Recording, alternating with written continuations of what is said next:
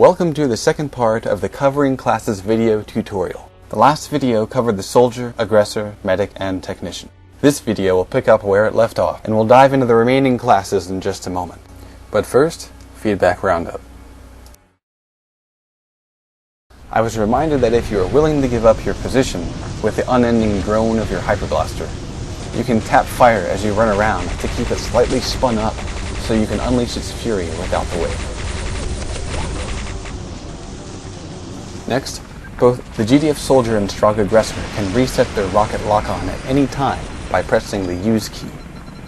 This is useful if you want to aim a scoped rocket at a Constructor's head as he's repairing a deployable rather than locking on to the deployable's center mass.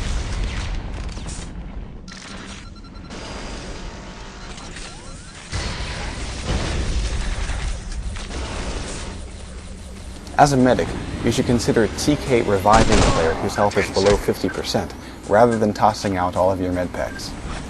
As Strogg, your Destroy Up and Destroy Down abilities do not transfer an equal amount of Stroyant in each direction. Additionally, Stroyant cells always return 18 health and 40 ammo before the Technician has any upgrades. When you pick up a Stroyant cell, it does not check to see if you are full on ammo, so grabbing a cell when your ammo is maxed is inefficient. Consider tapping Destroy Down twice to transfer ammo to your health before picking up a Stroyant cell, as that will provide the greatest return to you.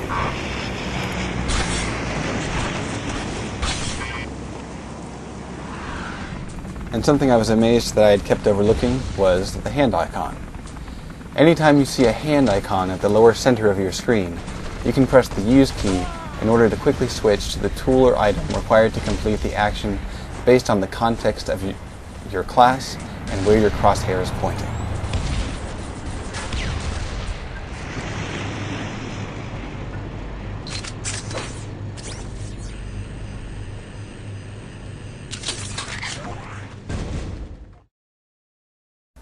Okay, so let's get started on the meat of this tutorial, covering the remainder of the classes. Picking up where we left off, the Engineer. The Engineer is the first class we've looked at that has a deployable. If you scroll your mouse, you'll find an item called the Deploy tool. When you press your fire button to activate the tool, you'll be instantly zoomed out to a third-person view. You can still walk around using WASD and turn the mouse to rotate your player. In front of you, you'll see an outline of your deployable and a grid overlay made up of green and red squares underneath your feet. The color of these squares will change as you move around. Red identifies areas that do not allow deployables. Look for a suitable location by placing the deployable outline in an area that is completely green. Defend the jamming generator. While you have the deploy tool active, some extra information shows up on your HUD. In the lower center of your screen, you'll see icons that correspond to the types of deployables available to your class. Some classes have only one deployable type, some have 3. You can scroll your mouse or press the Use key in order to cycle through the choices. The Engineer can deploy the anti-personnel turret, which is used to mow down infantry, the anti-vehicle turret that targets enemy vehicles, and the artillery interceptor turret. The AIT does not protect against Strogg violators or a teammate's misplaced vampire airstrike, but it will protect against heavy artillery like the rail howitzer, the plasma mortar, and the dark matter cannon. Looking again at the HUD as we deploy, you'll see extra information in the upper left-hand corner underneath the mission window. Here you'll find a description of the currently selected deployable type that will update as you cycle through the choices. Below this description is a quick list of instructions on how to get your turret deployed. If you ever activate your deploy tool but find yourself in a sea of red, meaning there are no valid spots to drop your turret, you probably want to check your map. You can only deploy items in territory you own. So, as is this case, I'm in Strogg territory and I'm unable to dispatch a turret. Now, most of the time, deploy spots will be found near GDF bases, outposts, and spawn points. However, some maps, like Canyon, have extra deploy spots along the main route of the mobile command post objective, so engineers have the opportunity to use their turrets while pushing forward on offense. To confirm each choice required to dispatch your deployable, you press your fire button. If you make a mistake and want to go back a step, you can press your alternate fire button to do so. Once you've found a suitable spot, press fire to confirm the location. The next step is to confirm the turret's rotation. Modify the rotation as needed by rotating the mouse. The double yellow arrows on the overlay identify the direction the deployable will face. This is important because turrets have a limited field of view and will not see or attack enemies that approach from behind them unless the enemy attacks the turret in some way. When you are satisfied with the rotation, press fire one last time to dispatch your turret. You'll get a confirmation from GDF command saying your deployable is on its way. A quick note, do not stand underneath your deployable. As it lands, it will crush anything underneath it, including you. Don't wind up street pizza. Now you'll notice that the deploy tool works on a charge, much like the medic supply crate and med packs. So if I try to deploy something again, I get a notice that says you need more charge to use this item. When your deploy tool replenishes to full charge, you can deploy another turret if you choose to do so. However, players are only allowed one deployable at any given time, so dropping another will automatically destroy your current one. Also, while dying as an engineer does not affect the health of your deployable, if you change to a different class, your turret will be removed automatically. One of the main functions of the engineer is to repair damaged GDF assets, be they main objectives, deployables, or vehicles. You can repair an item by selecting the magic pliers found in your inventory. Walk up to the damaged item and hold your use key to begin your work. The last item found in your engineer's inventory is your stash of mines. You can place a proximity mine by selecting them and pressing fire. You can stick the mines on nearly any surface, walls, floors, ceilings, even vehicles and turrets. Once placed, you can arm the mine by selecting your pliers and holding the use key, or holding fire. When armed, the prox mine lets out a faint beep. Listen well for this sound whenever you are indoors, as your life can depend on it. The proximity mine will detonate roughly 1 second after it has been tripped. Enemies quick on their feet can minimize the damage done by darting away when they hear the ill-fated click. You know, the kind that happens before kaboom? Where's the kaboom? There was supposed to be an earth-shattering kaboom! The other type of mine you can place is a trip mine. This type can only be placed on flat parallel surfaces that are fairly close together, like in a doorway. To set a mine to trip mine mode, you press alternate fire when placing it on the surface. If a trip mine can't be placed there successfully for some reason, you'll get an error message. A trip mine does not emit any sound, but has a trip beam that will detonate the mine instantly when crossed by an enemy player. A bit more visible and perhaps easier to avoid than a proximity mine, but it's far more deadly when set off. Now that we've placed a few mines and have a deployable in service, let's take a look at our HUD to see how it displays this new information. Next to our ammo readout and weapon type, we have two new icons. One shows our deployable and health bar. This icon and health bar reports the status of our deployable from anywhere at any time within the game. Engineers can plant up to 3 mines at any given time. As their mines are destroyed or removed, their stock automatically refills. Since we've placed 2 mines already, our inventory icon here shows that we have 1 left to plant. So let's go do that now. Mines cannot be destroyed by small arms fire. Other than fresh meat, it takes an explosive of some kind, like one from a grenade, to trip them. Now, when you already have 3 mines deployed and you try to deploy another, you get a message saying you have 3 mines down, and deploying another one will remove your oldest mine. So as you can see, the very first mine that we laid down is gone. To give you an idea of how cautious you need to be when detonating mines, take a look at the blast radius that hits the player as I set off this mine with my grenade. Grenade!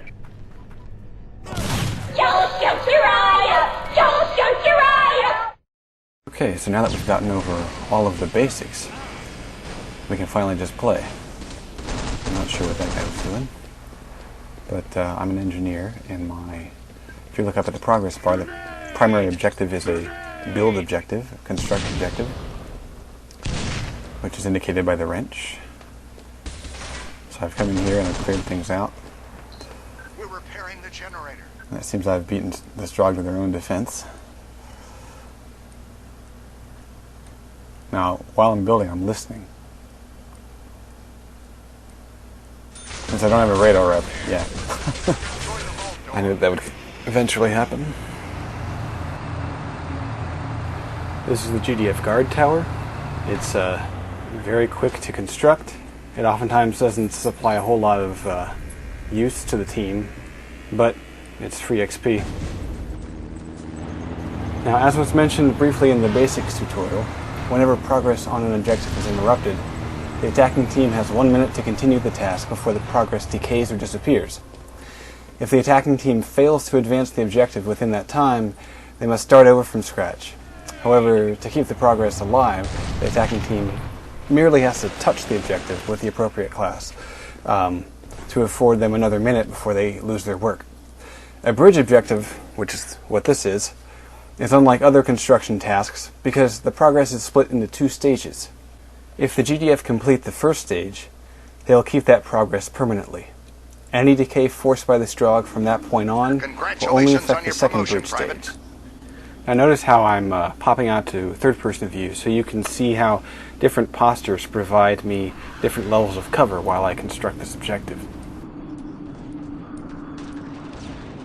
Perhaps one of the most complex and difficult objectives for the GDF occurs when they have to escort the MCP. The MCP is short for Mobile Command Post. Whenever you see the icon that's shown next to the objective progress bar, you'll probably want to check the team roster and make sure that there are enough engineers for the task. The goal of the escort objective is to drive the MCP to an outpost, which is indicated by a large green area visible to the MCP driver. As you drive the MCP, you'll see a trail of green arrows indicating the path you must follow in order to reach the outpost. Now, if you deviate from the suggested path, you'll get a warning to return to it, or the lost MCP will be destroyed and replaced back at the point at which you drove the MCP off course. Now, the MCP, while slow, is equipped with a machine gun that the driver can use to take out infantry. The MCP also has a gunner seat with a more potent MG, but as with all GDF land vehicles, the GDF gunner is exposed to fire, and also probably take a lot of splash damage when the vehicle gets hit. So the gunner must be careful and ready to jump ship if the MCP is under heavy fire, and it pretty much always will be. Now, beyond the 2 gunner seats, the MCP has no further defenses. As the MCP is driven along its path, all the players, including the Strogg, can see its progress to the outpost in the main objective bar below the minimap. And just below that progress bar is the MCP's health bar, indicated by the plus. After sustaining enough damage, the MCP will become disabled, and it has to be repaired by engineers outside the vehicle in order to continue. While any GDF class can drive the MCP, the need to keep the MCP in operational order makes the engineer critical for this objective. And you can pretty much expect heavy anti-vehicle turret deployment and artillery bombardment from the Strogg anytime you're running an MCP objective. Now, during an escort objective, the GDF will want a well-rounded complement of classes. Artillery strikes from field ops and well-placed rockets from soldiers against Strogg deployables and armor are going to be critical to making sure the MCP survives long enough to make its way to the outpost. Now, probably the hardest thing for an MCP driver or even the GDF team to learn is when to push the MCP forward. Now, you'll watch they just placed an anti-vehicle turret up ahead, which if I try to just drive through, it's going to disable the MCP just by itself. But I noticed that it started to take fire from an Anansi, and I knew, even though it's still going to disable the MCP, it would be right here, I knew that I could get past its field of fire.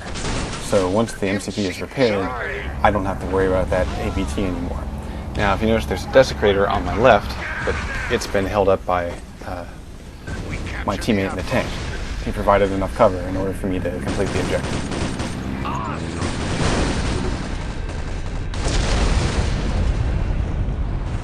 Now, when the Valley beta and demo map was released, GDF players would hem and haw and complain, saying that the MCP objective was just, so freaking difficult. But oftentimes that's because you'd have some, jackass GDF player hop into the thing and just try to, plow through, 6 AVTs, Violator beacon right over the road in front of it, and dark matter cannon inbound. Obviously, the MCP is not going to get very far. So in other words, simply advancing the MCP for the sake of gaining a little more ground is sometimes the worst option. And on the forum posts, I've tried to kind of hammer this idea home.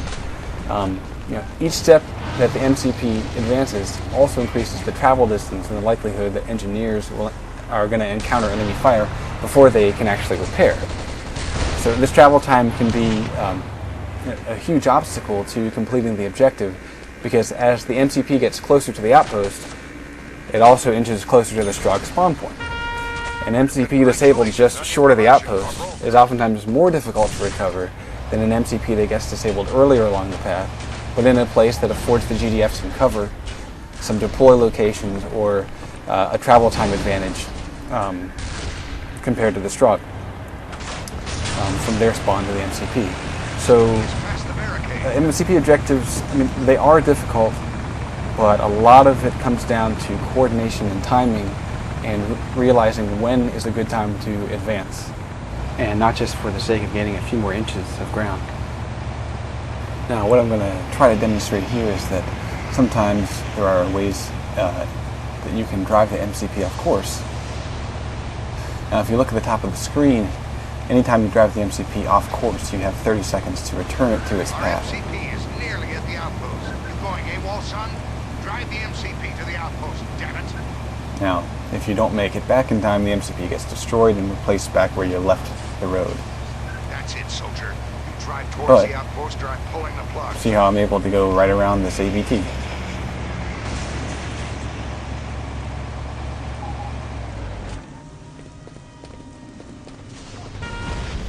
Now, the last engineering objective type I'm going to cover is the disarm objective. Strogg constructors and GDF engineers are kind of unique in that they can actually undo or prevent progress of the attacking team. The GDF engineer, in this case, can disarm the plasma charge laid down by a Strogg aggressor. And similarly, a Strogg constructor can disarm the high explosive charge placed down by the GDF soldier.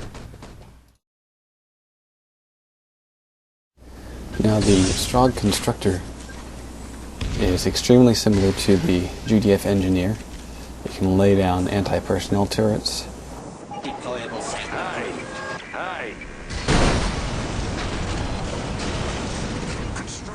anti-vehicle turrets,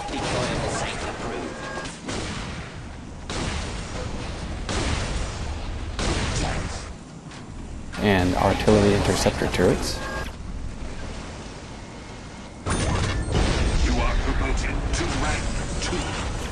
They also can deploy mines, and they can perform construct objectives, repair vehicles and deployables, and they can also disarm the GDF soldier's high explosive charge.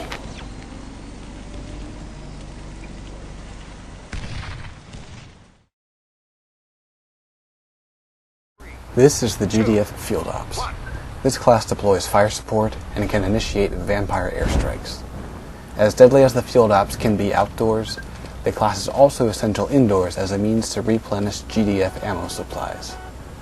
Field Ops artillery deployables are dispatched in the same manner as engineers and constructors' turrets.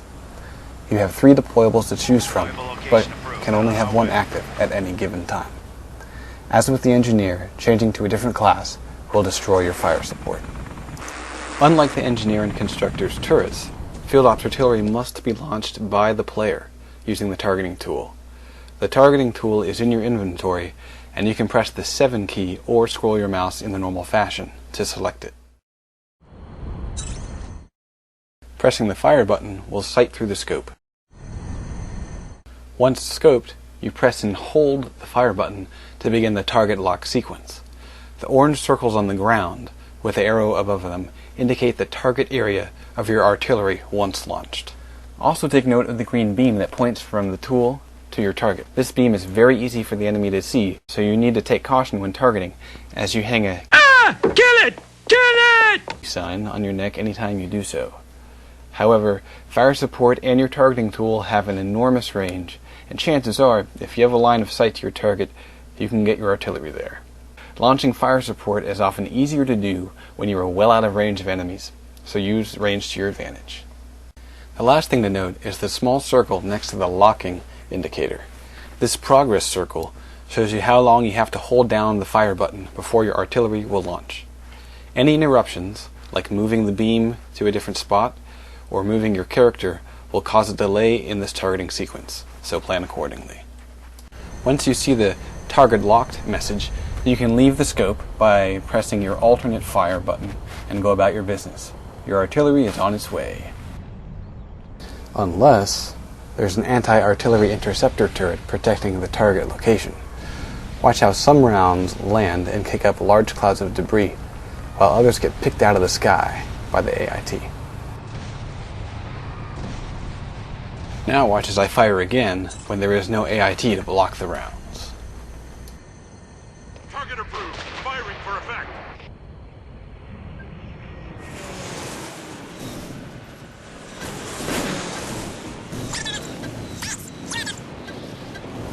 This is rocket artillery. It has a unique ability to lock on to targets, and the field ops can redirect the rounds even after they've been launched.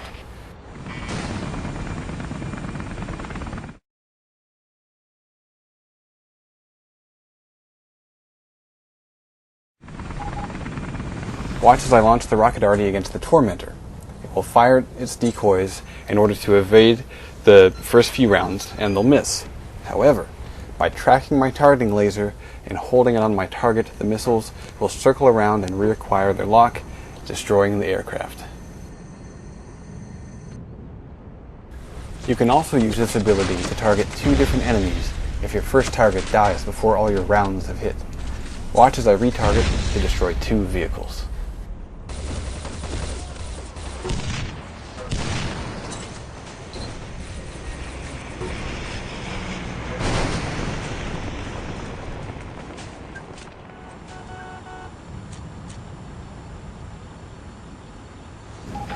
The last type of field ops artillery is called the hammer. It launches a single round that does massive damage to its target area. The effect is so devastating that any time the weapon is used, everyone in the game gets a notice of the incoming bombardment. It's also important to note that each type of artillery has a reloading cooldown that is independent from the recharge of your targeting tool. Listen for the double beep to know when your tool or deployable becomes ready. You can also look at the clock-like overlay on your deployable icon on the HUD. The last toy in the field ops arsenal is the airstrike marker. The canister is thrown like a grenade and leaves a trail of gray smoke behind as it travels through the air. After a few seconds, it will detonate, causing damage to anyone near it, and it will signal the vampire bomber to swoop in and unleash a wall of fiery death. Teammates will see the bouncing orange arrows along the path of the airstrike and will have a few precious seconds to duck for cover. Opponents get only the gray smoke trail. Final note, the field ops targeting tool and the airstrike canister share a recharge timer. Once you use one, you can't use the other until you have full charge. The path of the vampire airstrike is a perpendicular line determined by the location of the player at the exact moment the canister detonates. So imagine an invisible line drawn from the player to the marker. A perpendicular line is drawn with its midpoint at the spot of the canister's detonation. This perpendicular line is the path of the airstrike. Now, because the path is determined at the moment of the canister's detonation, the field ops can use the time between tossing the marker and it exploding to move to a different location and therefore change the orientation of the strike.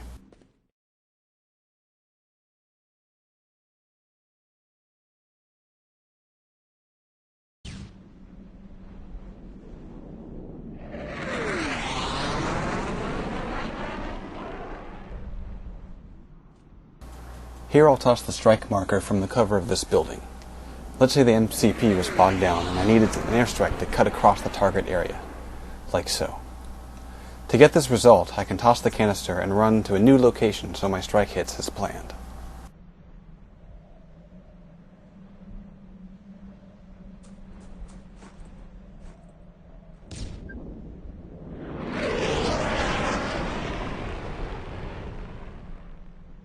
You can probably see how the Field Ops is one of the most threatening classes when the battle is outdoors.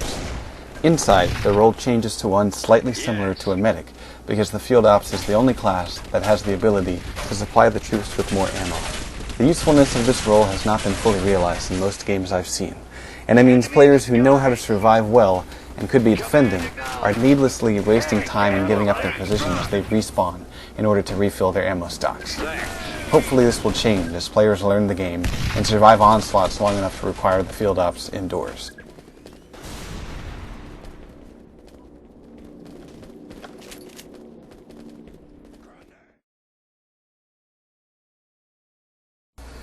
The Oppressor provides fire support for the Strogg. Its artillery guns are deployed in the exact same manner as the GDF Field Ops, and they behave in almost the same way, save for a few variations on round salvo speed. Like the Field Ops, the Oppressor must use the targeting tool to manually launch their arsenal. Hi. Hi.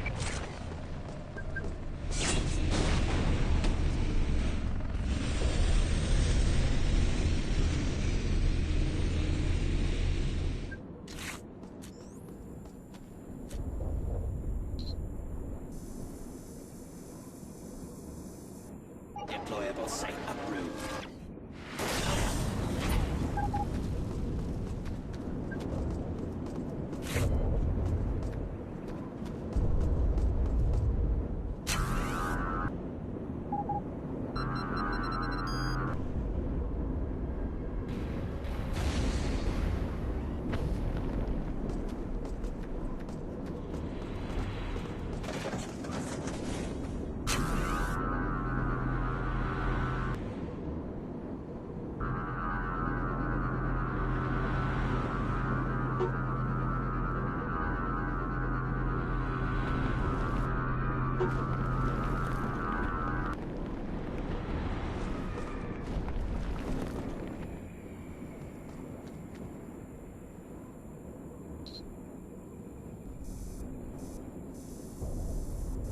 Deployable site approved.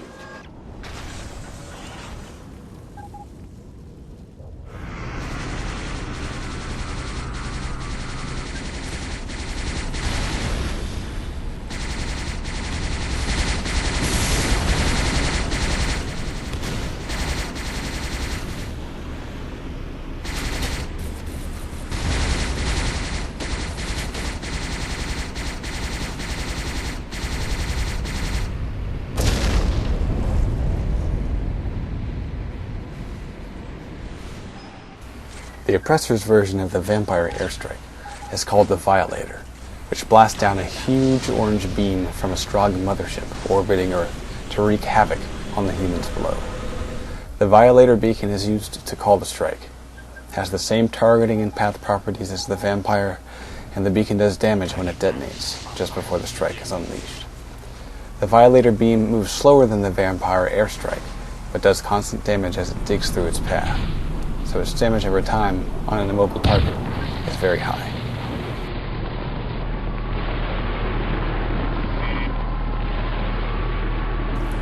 Recall that Strogg ammo is included in the destroyant cells dropped by technicians.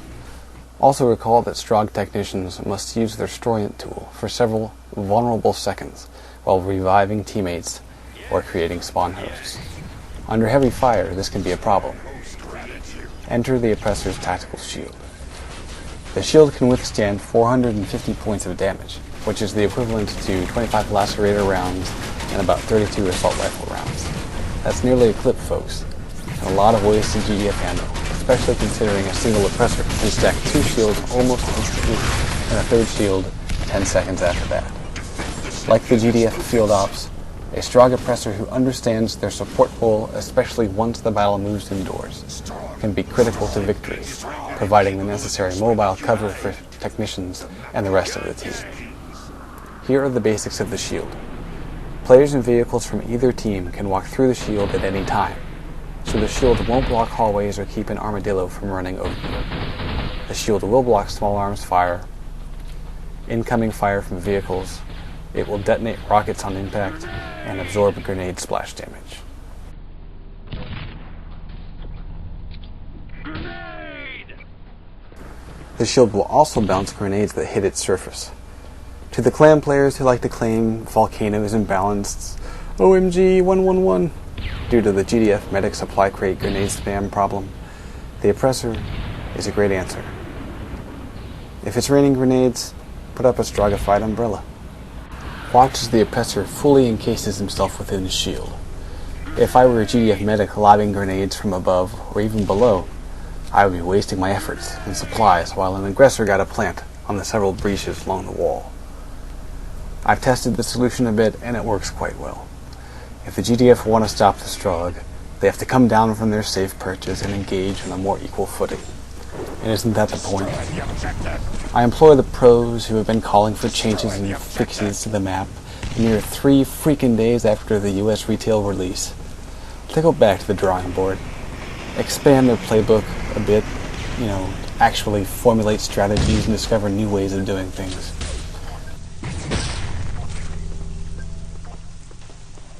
Of course, threats don't always come from above. The shield will automatically set off proximity mines, so you can use it to clear out a hallway or objective site without ever having to waste a grenade.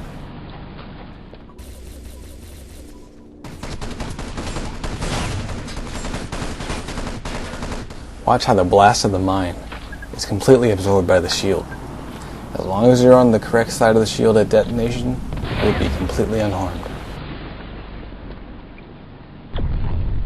Of course, the tactical shield has many more uses, like blocking an engineer's turrets. The APT is easy to block. Just place a shield right in front of it, and it will not fire on you or your teammates.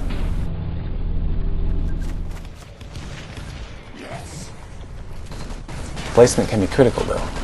Notice how this APT can still see targets to its right. However, Strogg teammates on the left of it are safe from its view.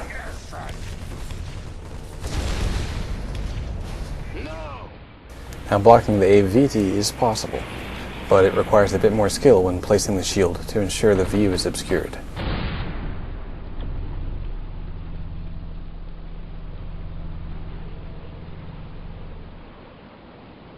The shield is also great for neutralizing the field ops airstrike marker. You can also drive a vehicle over the marker or even go prone if you're quick enough and stop the strike. Of course, the canister will still detonate like a grenade and kill you, but you can save your teammates or a critical vehicle, deployable or MCP if you time it right.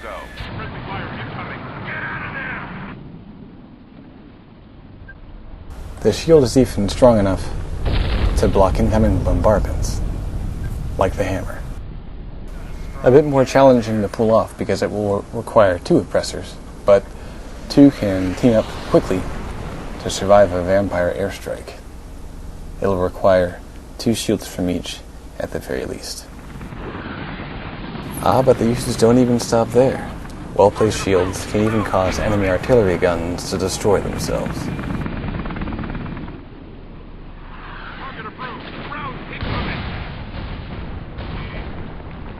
No grenades, no wasting the charge of offensive abilities.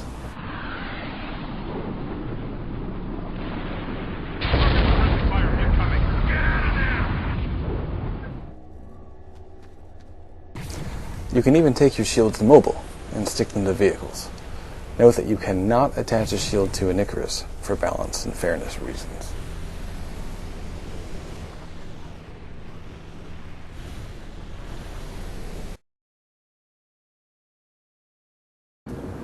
The default weapon of the GDF Covert Ops is the scoped assault rifle. Out of scope, the weapon works fairly similarly to the normal assault rifle, but has a slightly reduced rate of fire. The compensation for this slower rate is that, when scoped, the scoped AR has a greater range at which it does full damage to its targets.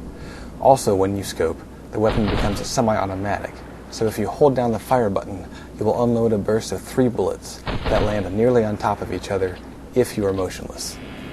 The other weapon in the Covert Ops loadout is the sniper rifle. This weapon is ideal for long-range shots, as it has near pinpoint accuracy. There is a delay after each shot, however, and you must reload after you have fired 10 rounds. The sniper rifle can be quite effective up close as well, but it takes some getting used to. One additional bonus of the sniper rifle is that it does extra damage to light vehicles like the Tormentor and the Icarus. Note the out-of-range message on the crosshairs on the right.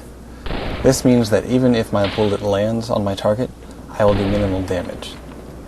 If you notice, as I'm firing, I'm inching forward into range.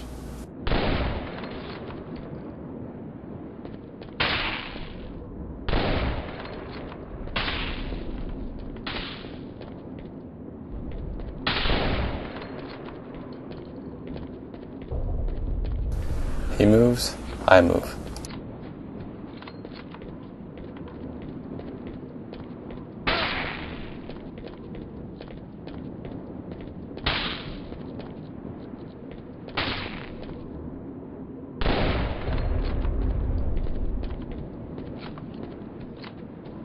The Covert Ops is used to complete hacking objectives. Primary hacking objectives require you to disable Strogg shield generators and hack Strogg computers. Secondary objectives are created by your team when they spot deployables and need them disabled for a short period of time. The hacking tool is used to complete hack objectives. You'll find it in your inventory and can switch to it quickly by pressing 5. While it may be useful to embrace the sniper aspect of the class and sit on a hilltop a mile away and try to headshot everything that moves, there is some credibility to doing that. The Covey is also well equipped as a frontline support role, and that aspect of the class should not be ignored. The absolute most important role of the Covert Ops, however, is to provide intel for your team through the use of radar. A radar is deployed just like turrets and artillery. Coveys can find their deploy tool in their inventory. The radar is often so instrumental to success that it is the only deployable that your commander notifies the entire team about when it is lost or disabled. So, even if you're the crawl through the grass blades of a hillside to get to the perfect long-range headshot kind of player, do the team a favor and take a second to drop a radar. The Covey also comes equipped with a third-eye camera and can place it on nearly any surface, including deployables and vehicles. The camera acts as a short-range radar that lets every GDF team member see enemies within the camera's radar range. This intel can be invaluable for making tactical decisions when there are no deploy spots to allow for a normal radar to be dispatched, or if the opposing team is keeping your radar disabled and destroyed. In addition to being a short-range radar, the third-eye cam is also a camera. You can switch the camera view by deploying your third-eye camera and then pressing your alternate fire button. This will allow you to spot enemies from a safe distance and blow them up if necessary. If the third eye cam wasn't enough, the Covert Ops comes equipped with EMP grenades that do minor blast damage, but will disable deployables for 30 seconds. The grenade also disables vehicle movement for 30 seconds. However, vehicle weaponry is only disabled for 5. While this may seem like a short while, 5 seconds is usually all the time a coordinated team needs in order to take down even the strongest vehicles.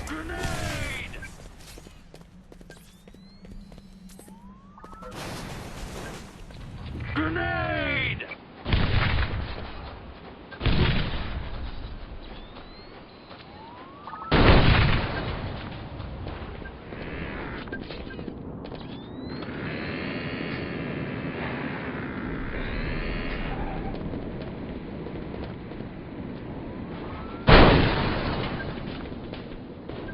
For those that like to get up close and personal, in addition to completing hack objectives, the Covert Ops can also hack fallen enemies to steal their uniform and appear exactly like the player they hacked, name tag and all.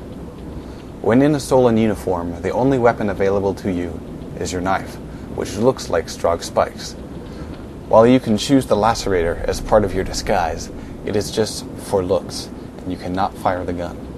Pressing fire with your fake gun out will instantly drop your disguise, but like I said, you do have your spikes, and you can use them to silently kill enemies in a single blow. To make sure you only swing your knife when you are about to backstab, walk behind an enemy and wait for the hand icon, then press the F key. There's a catch, however.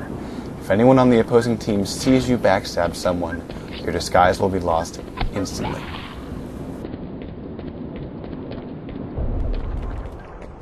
A disguise also gives you the ability to pass through Strogg energy shields without being fried to a crisp, and lets you pass by enemy mines without setting them off.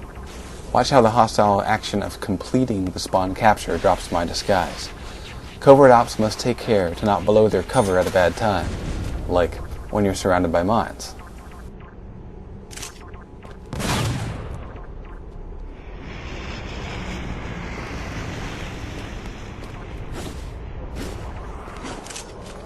One of the most overlooked abilities of the GDF Covert Ops is that they can hack deployables like artillery interceptor turrets, anti-vehicle turrets, and radar. The reward for putting yourself in a rather dangerous situation, as you cannot hack without dropping a disguise, is that the deployable is disabled for a full 60 seconds with no countermeasure or ability for the Strogg to repair or return the deployable to a functioning state before the hack expires. 60 seconds is an eternity if you've got a well-organized team with you, timing an attack as you cut down the Strogg defenses. Furthermore, artillery deployables usually are placed in the backfield and left relatively unattended, allowing you to hack several items with fairly little risk.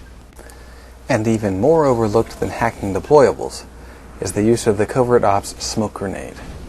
This item is great for giving engineers cover from snipers while they try to repair or build an objective.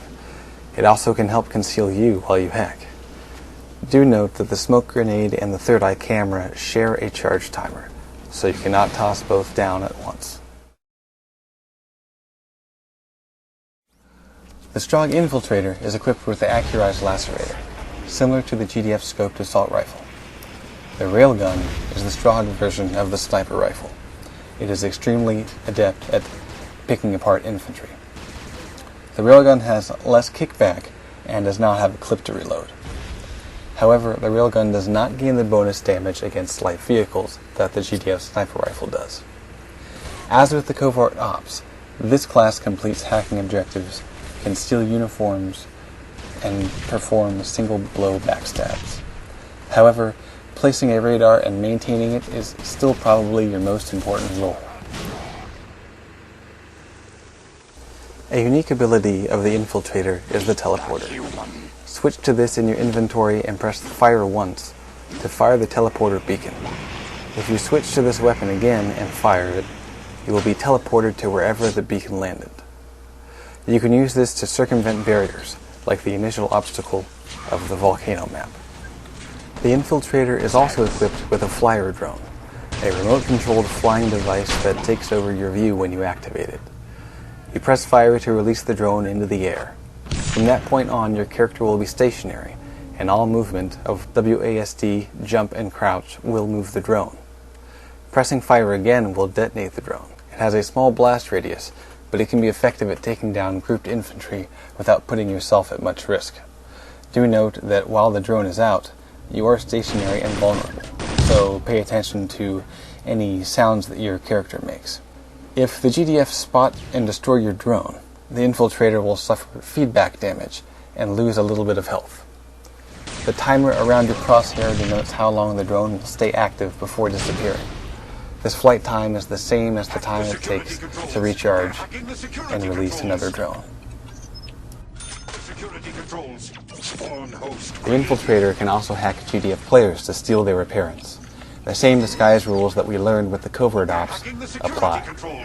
Also note that even though your appearance changes when you steal a uniform, you can give yourself away by your behavior and the sounds that you make. Running until you're out of breath still makes you wheeze like an 80-year-old chain smoker with a voice box, so you must take care to not blow your cover. Plus, if you're running around behind players with your knife out, they'll probably become suspicious and test to see what your true nature is. Often this will be in the form of a single bullet to the feet, as the damage indicator on their HUD will show red for a disguised Strogg, as it does for all enemies.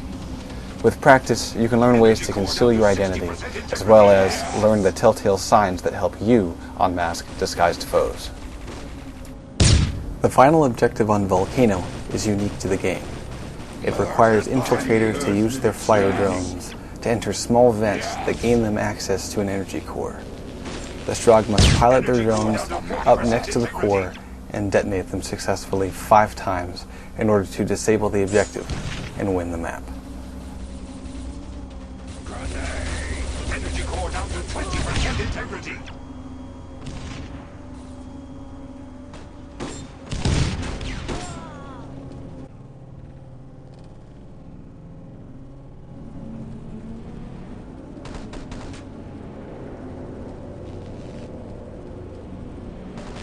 The human facility is destroyed. The Strogg unit is dead. For the Macron. Yes. Yes. For the Macron. Yes.